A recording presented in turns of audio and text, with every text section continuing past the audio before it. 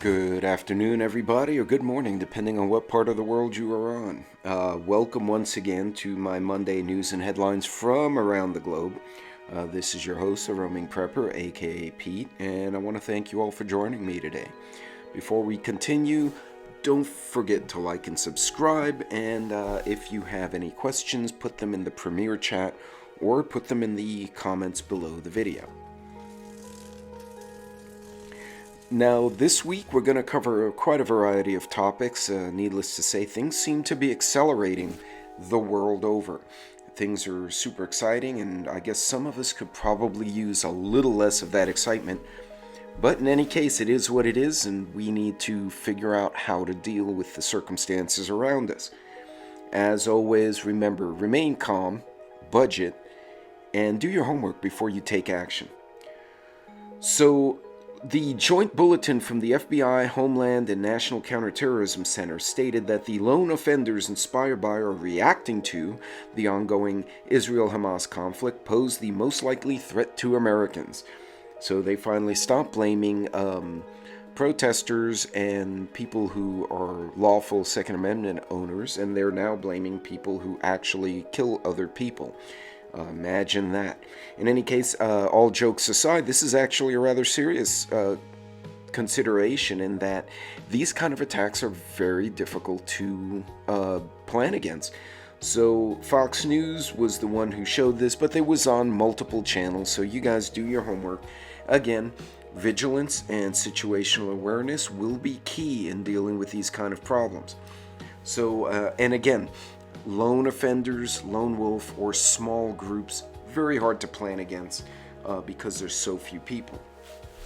Speaking of government stances, astonishing declaration in Germany, according to this article. Quote, unfortunately, they cannot stay here, unquote. The new German chancellor has taken a rather hard line against immigration. He said, vetted and properly background-checked immigrants are welcome to stay in Germany so long as they learn the language, find a job, etc., etc. People who are affiliated with violent groups on the terror watch list, or have any other issues that flag them will be removed from the country and they will be sent back home or somewhere else. This is a reflection of the problems that have been happening in Europe. They could certainly use immigrants to help the country, but not people who are going to go and kill folks. If you look at what happened in France and other issues in other parts of Europe, Germany has, I guess, had enough. This was widely supported by the politicians in the country, so we will see where this goes. But once again, that Eurozone where you can just wander around freely all over Europe, apparently not what they thought it would turn out to be. And so as a result, they are basically putting the kibosh on certain groups of immigrants who don't behave. So, speaking of the Israeli-Gaza conflict, U.S. military equipment pours into Israel. Allegedly, 45 cargo planes loaded with armaments are sent to the IDF. Business Insider. Lake City Armory, as I mentioned, and a few of us have mentioned, other creators as well, has announced that they will not make ammunition for the public because they are now under a large government contract of some type. These are the kind of things you want to watch for. We can't control the governments, we can't control the war overseas. But knowing that this kind of situation will make certain things scarce, ammunition, firearms, tires, car parts, these are the kind of things you want to start thinking about. And you want to start thinking about them sooner than later. So in the event you have an issue, you're not caught off guard. So if you've been putting off getting those tires replaced, you may want to just go and get that done sooner than later. Saudi prince slams Hamas, Israel, and the West. This is kind of rare for a senior member of the Saudi houses to actually make public statements. He was actually speaking at a university, and he stated that Hamas violated the principles of Islam. In what his opinion was the correct principles is that targeting of enemy combatants is one thing. We are not supposed to target women and children and innocents or the unarmed or those who are not participating. So he said that Hamas has conducted a behavior that is haram, which is forbidden or offensive. But at the same time, he says Israel's reaction of bombing the living crap out of certain parts of the Gaza Strip is not much better, and that everyone needs to stop this nonsense before it spins out of control. He blamed the West for egging on Israel, but then he also blamed Iran for being generally jackasses. And for the record, Saudi and Iran do not like each other. So this is an interesting one from Seeking Alpha. Seeking Alpha is a financial and investing website, and I do get a lot of emails from them. Fed Chairman Powell says U.S. fiscal path is unsustainable. He's saying it's not the debt per se, having debt, that's the problem, because it's part of that debt-based, financial system. He said it's the magnitude of the debt and the speed at which it's growing, and he said it's only accelerating.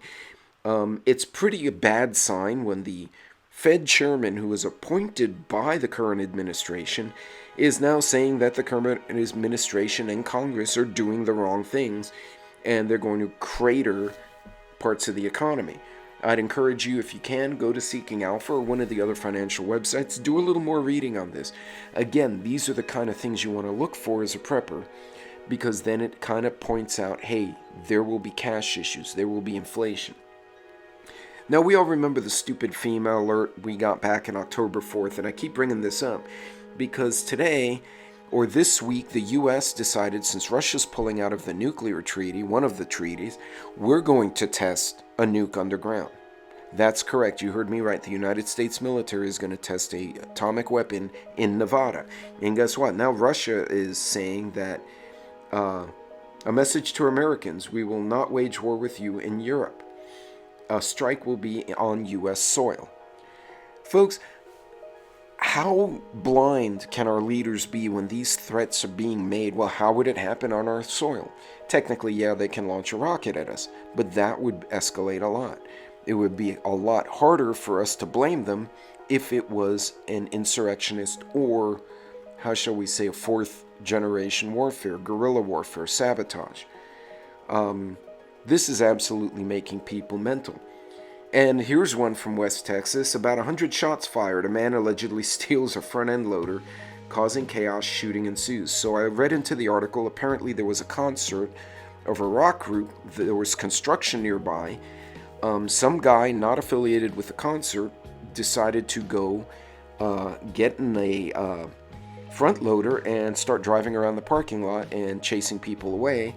The police showed up and he started chasing and hitting police cars, and as you can see in that picture, they shot the crap out of the window. Believe it or not, he lived, and he's now in a county hospital waiting for attempted murder, disturbing the peace, reckless endangerment, etc., etc. But this is a great example of how when you have stressful times, financially, politically, there's wars going on. They're not conflicts, where there's wars. People will start to crack. You add that to being shut down for 2 years, people don't know how to behave anymore, and this is what you get. So pay attention for this erratic behavior, people. Speaking of Middle East, and I mentioned this on my last Monday headlines, U.S. deploys F-15E Strike Eagles to Jordan. Now, there was also reports that the U.S. Navy had shot down over 24 drones and missiles that were quote-unquote headed for Israel. But if you look at the map where the Houthis are, where the sea is, and where Israel is, they would have been shooting those missiles over another country, over Saudi, not into the ocean, into the water. So it almost makes me feel like they were actually targeting the American ships, but we don't want to say that part out loud because that's World War III. So we're saying, well, technically we think they were headed for Israel, even though Israel was, 30 degrees on the compass to the right, and the Navy shot it down. Now what's funny is if they shot it down over Saudi, all the pieces would have fallen there. Now you add all these things, instability, inflation, war, etc., etc., and here's a good picture of what you get a result. Aside from the crazy guy in the backhoe, the front loader, you have U.S. households by food security status in 2021. This is not today. This is a bit dated, But as you can see, even in 2021, there were about 10% of the households were struggling with having enough to eat on a regular basis. Now, as supply chains get further affected, inflation gets further affected, I'll bet you these numbers are worse today, but I couldn't find more current numbers because this is the USDA website and they're a little bit behind on their data. They only take these surveys every couple of years. So again, this is the kind of stuff we can take action on. We can't take action on Houthis shooting rockets at God knows who, but we can take action in saying, I'm going to have the extra rice. I'm going to have the canned food.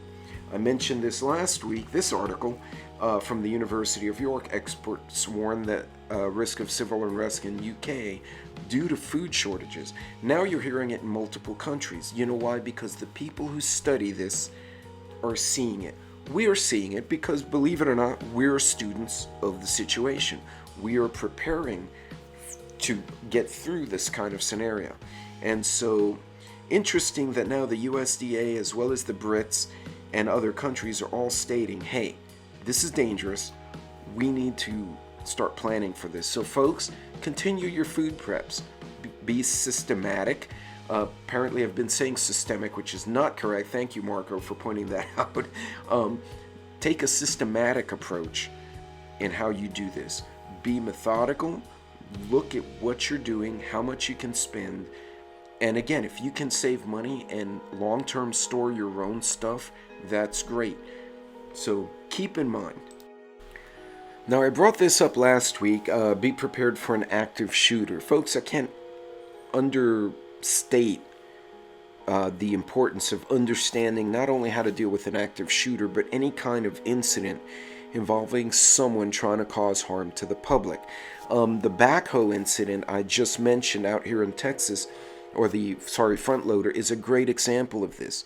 He did not have a gun, or at least I don't believe he did, but he decided to steal a piece of large equipment and chase people around. Be aware, understand, run, hide, and fight. How you do that, what the options are, how to execute them.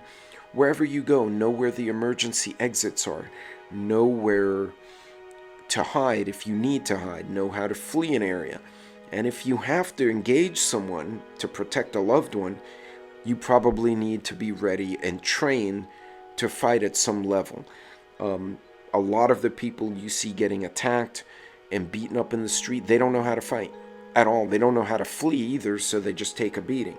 But here's a good way to learn.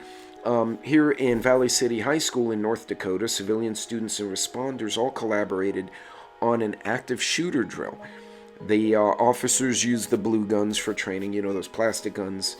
And this kind of training allows everyone to practice their skills and also is great for civilians and teenagers, the high school kids, to see how things play out so they understand how the parts come together. Understanding where you should be in a scenario like this is really important. I've actually had the privilege of playing a victim several times for military and law enforcement back in Houston. So taking part in this training can be really valuable, even if all you do is take pictures for them to study later. If you can volunteer to participate, if you get an opportunity, that's great. You get to know your first responders, you get to know your local firefighters, police, law enforcement, get to get a better relationship with the emergency response plan in your town, as well as getting to know the administration of the school. Have some fun and you learn. And I think this is where sometimes we get so distracted with everything going on, we don't see opportunities like this.